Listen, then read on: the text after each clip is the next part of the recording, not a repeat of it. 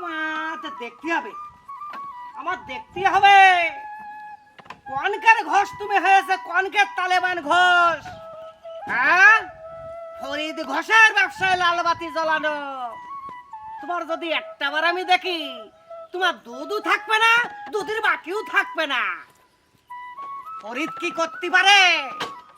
শালা সকল ঘোষের ডাকে মিটিং ডাকাবো, তারপরে দেখবো। আমি হলাম শালা